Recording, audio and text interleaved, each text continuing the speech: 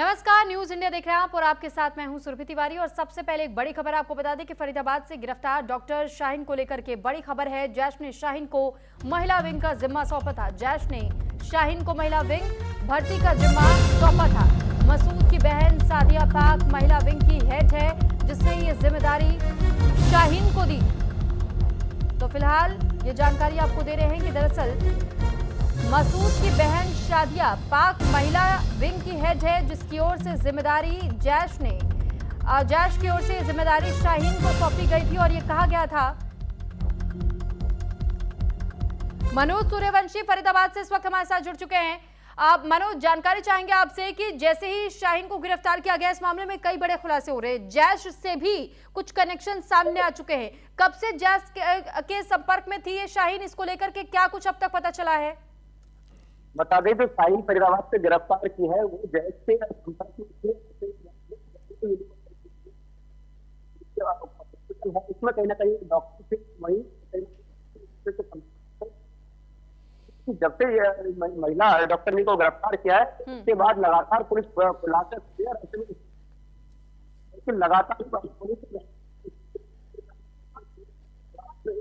जांच कर रही है। ऐसे पुलिस की तरफ से जम्मू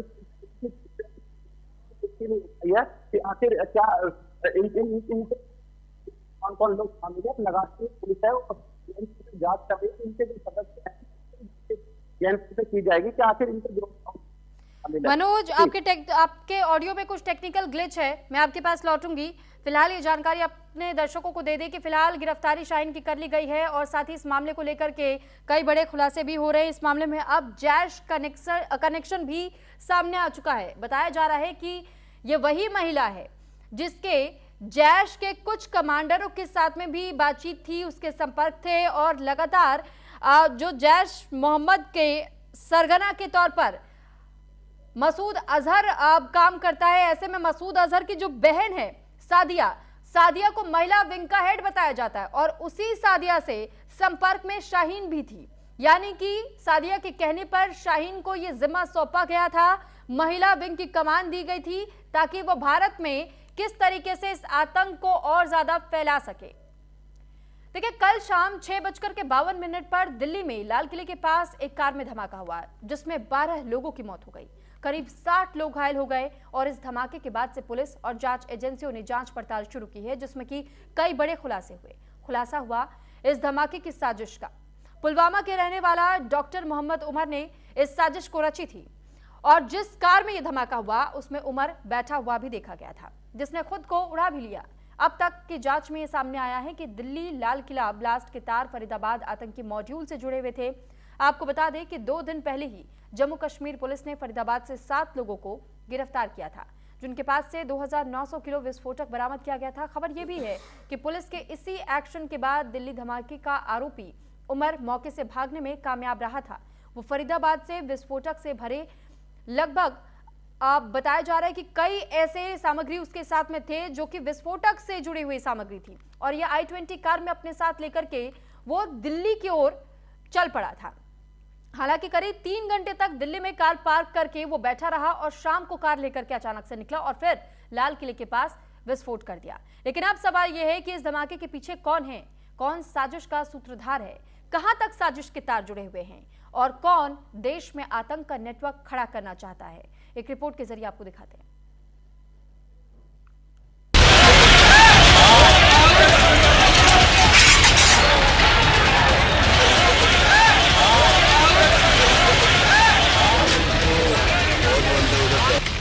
तारीख 10 नवंबर 2025, जगह लाल किले के पास की रेड लाइट, वक्त 6:52।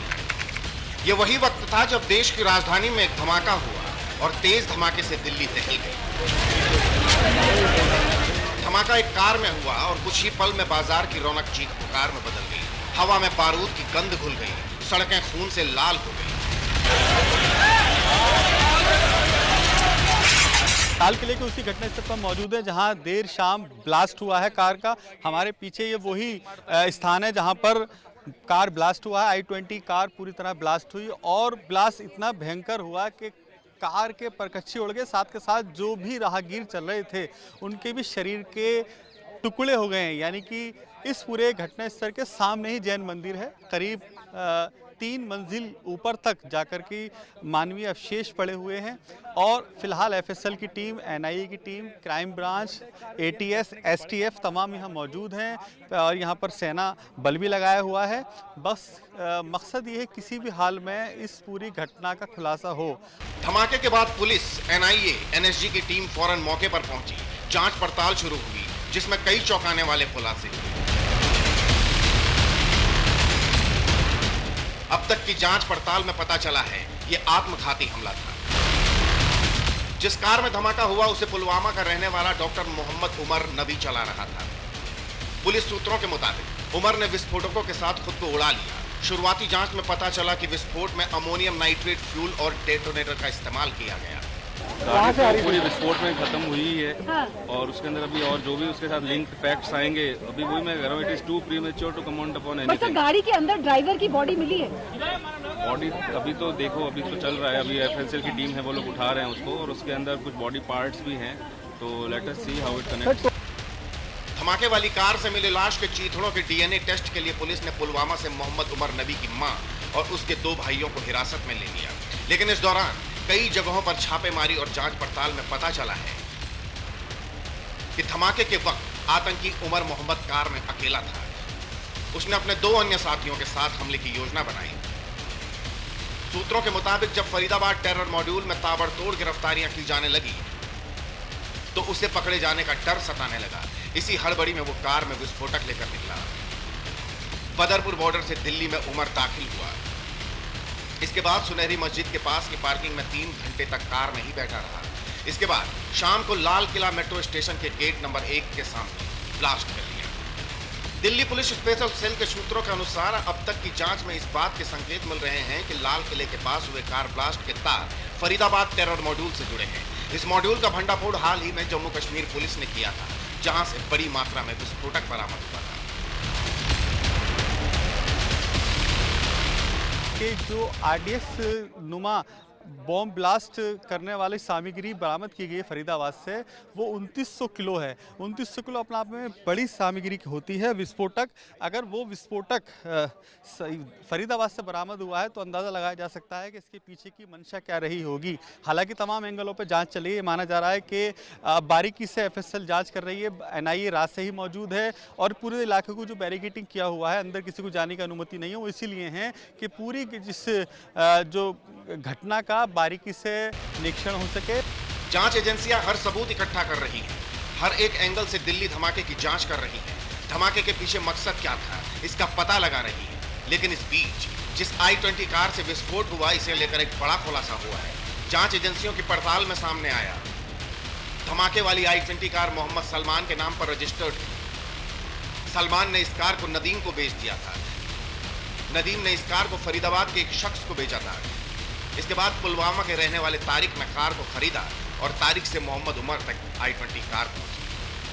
अब जांच एजेंसियां और दिल्ली पुलिस हर उस शख्स से पूछताछ कर रही हैं जिसके तार धमाके वाली I-20 कार से जुड़े हैं।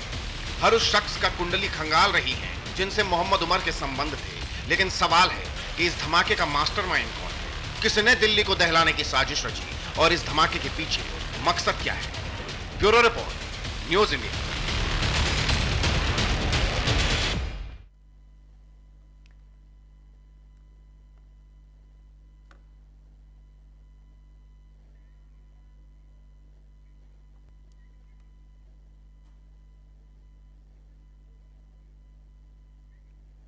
और इस पर ज्यादा जानकारी के साथ मनोज सूर्यवंशी संवाददाता हमारे साथ इस वक्त जुड़ चुके हैं फोन लाइन पर।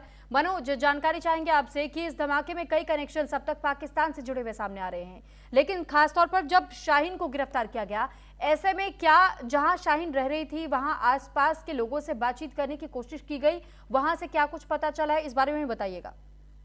बता दें, फरीदाबाद में एक के बाद एक जो आतंकवादी जो आरोपी हैं, इनकी गिरफ्तारी फरीदाबाद से की जा रही है। ऐसे में बता दें कि जब देर शाम शाहीन को गिरफ्तार किया, उसके बाद कहीं ना कहीं जो मामला है वो कहीं ना कहीं बढ़ता हुआ नजर आया। और उसी के बाद बता दें कि जो दिल्ली में जो कल देर शाम जो ब्लास्ट हुआ है और जो I-10 गाड़ी जो ब्लास्ट हुई है वो कहीं ना कहीं फरीदाबाद के टोल पर देखी गई है। और टोल में सीसीटीवी फुटेज भी सामने आए हैं जहाँ पर जो मुख्य वो आरोपी है वो गाड़ी को लेके जाता हुआ नजर आ रहा है, जिसके बाद लाल किले की पार्किंग में उसने गाड़ी खड़ी करी थी। उसके बाद कहीं ना कहीं इस गाड़ी को बहुत बड़ा जो विस्फोट था, जिसके बाद ये आसपास के लोग हैं वो भी इसके चपेट में है, और साथ ही जो गाड़ी के आसपास के जो लोग थे वो मौके पर ही डेड हो गए। पर ऐसे में बता दें कि पुलिस की तरफ से गहनता से कार्रवाई की जा रही है, और जम्मू पुलिस और हरियाणा पुलिस लगातार इन गिरोह के जो जितने भी सदस्य हैं सबको लगातार एक के बाद छापेमारी करके दौरान उसके बाद उन्हें उठाया जा रहा है, इनसे गहनता से पूछताछ की जा रही है।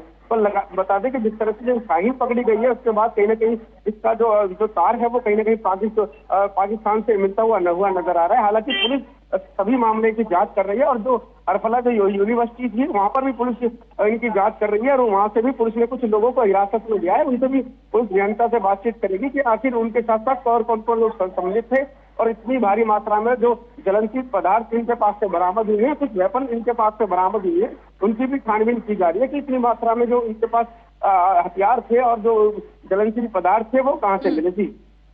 ठीक है, लेकिन मनोज साथ ही साथ सवाल ये भी है कि जब एक दिन पहले ही इतनी बड़ी संख्या में विस्फोटक बरामद हुए और उसके बाद से बताया ये भी जा रहा है कि शाहीन को यहाँ भारत में महिला विंग की जिम्मेदारी सौंपी गई थी, इसको लेकर के क्या बड़े खुलासे हुए कि आखिर ये विस्फोटक शाहीन के घर तक कैसे पहुंचा, महिला विंग की जो जिम्मेदारी सौंपी गई थी क्या उसने और भी कई महिलाओं को इस विंग के साथ में जोड़ने का प्रयास किया था, यानी कि अभी कुछ और भी स्लीपर सेल्स इनके एक्टिव हो सकते हैं? बता दें कि महिला विंग की कमांडेंट इनको बताया जा रहा है, पर ऐसे में समय बड़ा सवाल है कि इनके साथ साथ और कौन लोग संपर्क में थे।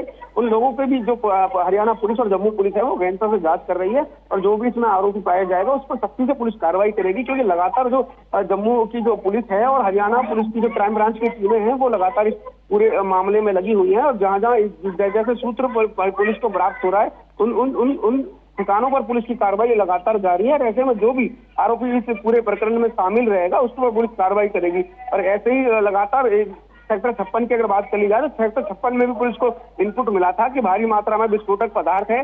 जब पुलिस ने वहां पर छापामारी की तो वहां पर जो पटाखे का जो बारूद था वो बरामद हुआ, और उसी में जो 2 लोग थे उनकी भी गिरफ्तारी पुलिस की तरफ से की गई है। हालांकि उनसे भी पूछताछ की जा रही है कि इतनी भारी मात्रा में इनके पास ज्वलनशील पदार्थ कैसे पहुंचा। पुलिस तमाम जिस तरह के ठीक है, लेकिन इसको लेकर कोई जानकारी मनोज की, क्योंकि शाहीन का नाम जुड़ा हुआ मुजम्मिल के साथ भी बताया जा रहा है, मुजम्मिल से वो कैसे संपर्क में आई थी, इन दोनों की मुलाकात कब हुई और उसके बाद से इन्होंने इस प्लान को अंजाम देना कब शुरू किया, इसको लेकर कोई डिटेल्स अभी तक हाथ लगी है क्या? देखो, शाहीन की अगर बात कर ली जाए तो अरफला की जो यूनिवर्सिटी है वहां पर इन दोनों की मुलाकात हुई थी, और ऐसे में बता दें कि वहां पर भी आज क्राइम ब्रांच की टीमें और ANI की टीमें मौके पर पहुंची, और वहां पर तमाम जो डॉक्यूमेंट हैं वो उन्होंने खंगाले हैं, जिनसे कि और वो कुछ डॉक्यूमेंटों को अपने साथ लेंगे। और उसको वहां पर अगर बात कर ली जाए तो कुछ जो लोग हैं उनको भी हिरासत में लिया है। हिरासत में लेने के बाद ही उनसे गहनता से पूछताछ की जाएगी कि इनकी टीम में कौन लोग शामिल थे और कितने फरीदाबाद में इतना बड़ा ज्वलनशील जो पदार्थ मिला है उसको लेकर फरीदाबाद में किस तरह की जो वारदात को अंजाम देना चाहते थे, ये खुलासा वो अभी तक पुलिस ने हालांकि किया नहीं है, पर जल्दी ही पुलिस को बड़ा कॉन्फ्रेंस करके इनका खुलासा करेगी कि आखिर इनके मंसूबे क्या थे। क्योंकि समय रहते जम्मू पुलिस और फरीदाबाद पुलिस ने इनके जो मंसूबे पर कहीं ना कहीं पानी फेर दिया, जिससे ये अपने जो इरादे थे उनमें कामयाब नहीं हो पाए। पर ऐसे में समय बड़ा सवाल है कि डॉक्टर शाहीन को गिरफ्तार किया है उसके बाद कहीं ना कहीं जो मामला है वो बढ़ता हुआ नजर आ रहा है, और जो आइटन गाड़ी जो दिल्ली में ब्लास्ट हुई थी उसके जो तार हैं वो कहीं ना कहीं फरीदाबाद से मिलते हुए नजर आ रहे हैं, क्योंकि फरीदाबाद की जो सेक्टर 37 की जो गाड़ी थी और ये उसके बाद टोल से जाती है। देर शाम 60 फुटेज भी सामने आया। बहुत धन्यवाद आपका तमाम जानकारी हम तक पहुंचाने के लिए मनोज। तो वहीं देखिए, दिल्ली धमाके में मुआवजे का ऐलान हुआ और दिल्ली की सीएम रेखा गुप्ता की ओर से ये मुआवजे का ऐलान किया गया। मृतक के परिवार के लोगों को 10 लाख रुपए दिए जाएंगे, घायलों को 2 से 5 लाख रुपए दिए जाने की बात सामने आई है। तत्काल राहत के लिए संवेदनशील निर्णय इसे रेखा गुप्ता की ओर से फिलहाल बताया जा रहा है, और बताया यह भी गया है कि लगभग जो लोग घायल बताए जा रहे हैं उन्हें 2 से लगभग 5 लाख रुपए तक दिए जाएंगे। तो फिलहाल जो मृतकों के परिजन हैं उनको 10 लाख तक के मुआवजे की घोषणा दिल्ली की मुख्यमंत्री रेखा गुप्ता की ओर से की गई है।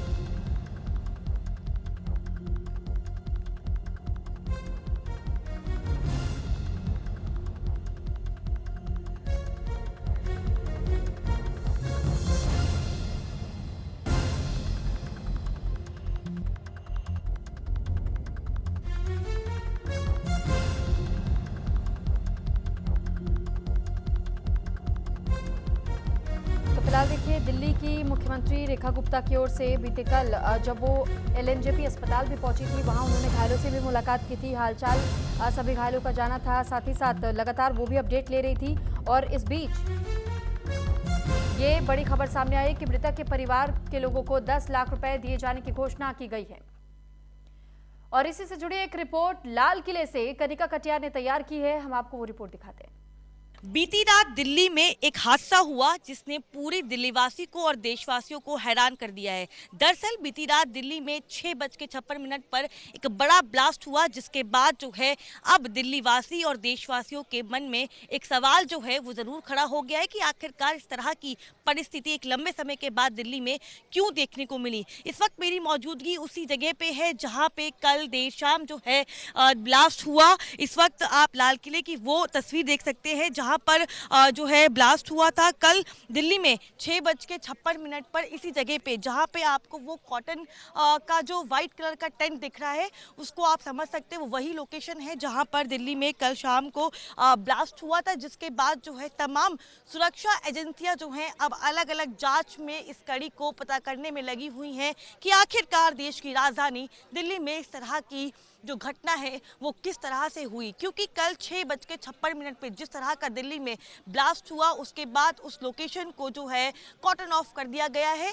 और वहीं अगर हम बात करें तो आप देख सकते हैं लाल किले का गेट नंबर 1 मेट्रो स्टेशन, जिसके बाहर जो पार्किंग थी वहां पे वो गाड़ी मौजूद थी, i20 गाड़ी व्हाइट कलर की। उसके बाद जो है वो गाड़ी आगे बढ़ी और करीब जो है कुछ सेकंड्स बाद जो है गाड़ी में ब्लास्ट जो है वो हुआ, जिसके बाद तमाम लोगों की जान जो है वो चली गई और इसके अलावा कई लोग जो है घायल भी हो गए हैं। क्योंकि इस पूरे प्रेमाइसिस की बात करें, लोकेशन की बात करें तो पूरी प्रेमाइसिस को देख सकते हैं किस तरह से कवर कर दिया गया है। जिस जगह पे हादसा हुआ वहां पे कॉटन ऑफ किया गया है। इसके अलावा जो है तमाम जांच की बड़ी बड़ी एजेंसियां जो हैं इस पूरे मामले में अब जुटी हुई हैं। लेकिन एक और लाल किले का वो जो नज़ारा है, जो प्रांगण है, वो सामने आप देख सकते हैं। ये लाल किले की बिल्डिंग है, इसके जस्ट सामने जो है कल शाम को ब्लास्ट हुआ। और एक और दूसरी तरफ अगर देखेंगे तो चांदनी चौक मार्केट का वो इलाका है जहां से मार्केट की शुरुआत होती है। लेकिन सवाल इस बात पे खड़ा होता है कि आखिरकार दिल्ली में इसी लोकेशन को क्यों चुना गया ब्लास्ट करने के लिए। क्योंकि एक और मार्केट का इलाका है, अक्सर आमतौर पे यहाँ पे भीड़ भाड़ देखने को मिलती है और तस्वीरों में आप देख सकते हैं किस तरह से जो अंदर लोग हैं वो इस वक्त अंदर मौजूद है।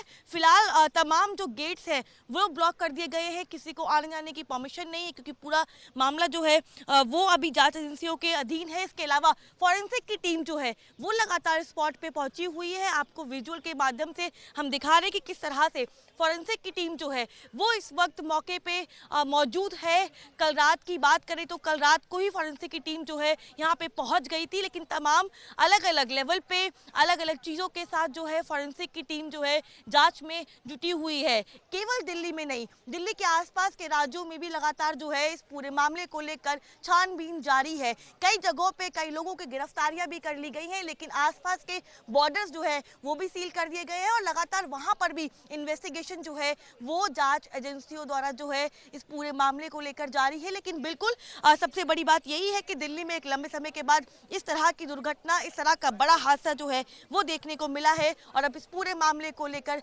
जांच एजेंसियां भी काम कर रही हैं, लेकिन वहीं सरकार भी उस पूरे मामले को लेकर लगातार मॉनिटरिंग करती हुई नजर आ रही है। और खास तौर पर अगर हम प्रधानमंत्री की बात करते हैं तो उन्होंने आज एक साफ संदेश दे दिया है कि जो भी इसमें जिम्मेदार होगा, जो भी इस षड्यंत्र में जिम्मेदार होगा उसको बख्शा नहीं जाएगा। लेकिन लगातार इस पूरे मामले को लेकर इन्वेस्टिगेशन जारी है, अलग अलग पहलू जो है वो सामने नजर आ रहे हैं। कैमरा पर्सन भूषण के साथ मैं Kanika, news India, India gate.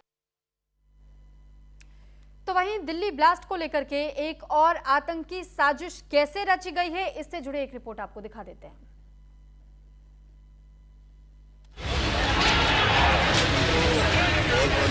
धमाके की आवाज आई थी और गोटी पड़ी है सब तरफ से।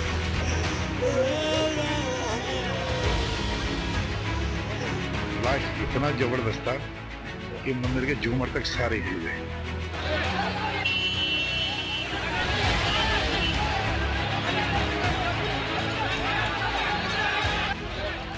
10/11 तारीख वही, दर्द वही।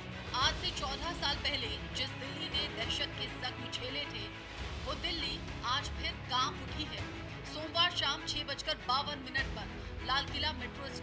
गेट नंबर 1 के बाहर एक चलती कार में जोरदार धमाका हुआ। धमाका इतना भीषण था कि आसपास खड़ी गाड़ियों के शीशे चकनाचूर हो गए और चीख पुकार से इलाका गूंज उठा। इस आतंकी हमले ने राजधानी दिल्ली को तो दहला ही दिया, साथ ही पूरे देश को हिलाकर रख दिया। दिल्ली देश की राजधानी आज फिर से दहशत में है। लाल किले के पास शाम के वक्त लोगों की भीड़ थी। मेट्रो स्टेशन के बाहर रोज की तरह रौनक थी, लेकिन अचानक एक कार में धमाका हुआ जिसने सब कुछ बदल दिया। पुलिस के मुताबिक जिस कार में धमाका हुआ उसमें 3 लोग थे। कार हरियाणा के गुरुग्राम में सलमान के नाम पर रजिस्टर्ड थी। पुलिस ने सलमान को हिरासत में ले लिया है। सलमान ने कार पुलवामा की तारीख को बेची थी। पुलिस उसकी तलाश कर रही है। दिल्ली ब्लास्ट का फरीदाबाद कनेक्शन। ब्लास्ट की तार फरीदाबाद टेरर मॉड्यूल से जुड़े। आतंकी जैश ए मोहम्मद, अंसार, गजबात उल हिंद संगठनों से जुड़े थे। आतंकी संगठनों के इशारे पर काम कर रहा था आतंकी उमर। टेरर मॉड्यूल में 2 पुरुष, 1 महिला डॉक्टर भी शामिल। खुफिया एजेंसियों को शक है कि I-20 कार में डॉक्टर उमर मोहम्मद सवार था। इस शख्स की एक सीसीटीवी तस्वीर मिली है जिसमें वो काले रंग का मास्क पहने हुए है। दरअसल फरीदाबाद में भारी मात्रा में बरामद अमोनियम नाइट्रेट के मामले में जानकारी मिलने के बाद दिल्ली पुलिस समेत दूसरी एजेंसियां डॉक्टर उमर मोहम्मद की तलाश कर रही थी। फरीदाबाद मॉड्यूल का आतंकी डॉक्टर उमर मोहम्मद फरार चल रहा था। धमाके के वक्त आतंकी उमर मोहम्मद कार में था। आतंकी उमर ने 2 अन्य साथी आतंकियों के साथ हमले की योजना बनाई। फरीदाबाद टेरर मॉड्यूल में ताबड़तोड़ गिरफ्तारियों से डरा उमर। डर से आतंकी उमर ने आतंकी हमले की योजना बनाई। उसने अपने साथियों के साथ कार में डेटोनेटर लगाया। वहीं इस I-20 कार के बारे में दिल्ली पुलिस और जांच एजेंसियों को अहम जानकारी लगी है। दिल्ली पुलिस को धमाके की जगह के आसपास लगे सीसीटीवी कैमरों से अहम फुटेज मिले हैं। फुटेज में एक संदिग्ध व्यक्ति को I-20 कार के साथ पार्किंग एरिया में आते और फिर कुछ समय बाद बाहर निकलते हुए देखा गया है। वो करीब 3 घंटे तक पार्किंग में रुका रहा और फिर कार को बाहर लेकर गया। उसी दौरान धमाका हुआ। I-20 कार बदरपुर बॉर्डर पर आखिरी बार दिखाई दी। बदरपुर से दिल्ली प्रवेश करती हुई कार दिखाई दी। इसके बाद ये कार लाल किले में मेट्रो स्टेशन गेट नंबर 1 के पास दिखी। जांच में सामने आया कि जिस गाड़ी में धमाका हुआ वो पुलवामा के तारिक नाम के शख्स को बेची गई थी। अब जम्मू कश्मीर पुलिस ने तारिक को पुलवामा से हिरासत में लिया है और उससे भी पूछताछ जारी है। गाड़ी का मूल मालिक डॉक्टर उमर मोहम्मद, जो कि दक्षिण कश्मीर का रहने वाला है, उसके बारे में भी पड़ताल की जा रही है। कार के मालिक का नाम मोहम्मद सलमान। मोहम्मद सलमान ने कार को नदीम को बेचा। नदीम ने कार को dealer royal car zone Faridabad को बेचा। इसके बाद इसे तारिक और फिर उमर ने खरीदा। कार हरियाणा के गुरुग्राम नॉर्थ आरटीओ में रजिस्टर्ड थी। गाड़ी नंबर HR 267624 इसका नंबर था, जो मोहम्मद सलमान के नाम पर दर्ज है। फिलहाल पुलिस आसपास के उन सीसीटीवी फुटेज की जांच कर रही है और आतंकी हमले के हर पहलू की जांच कर रही है। धमाके के बाद पूरे देश में हाई अलर्ट जारी कर दिया गया है। दिल्ली पुलिस ने इस मामले में UAPA की धारा 16 और 18, विस्फोटक अधिनियम और BNS की धाराओं के तहत केस दर्ज किया है। कार की टाइमलाइन, मालिकाना हक और आतंकी मॉड्यूल से जुड़ाव जैसे सुराग साफ कर रहे हैं कि ये घटना साधारण नहीं थी। आने वाले दिनों में जांच से और बड़े खुलासे हो सकते हैं। Bureau report, news India. इसी के साथ फिलहाल इस बुलेटिन में इतना ही। नमस्कार।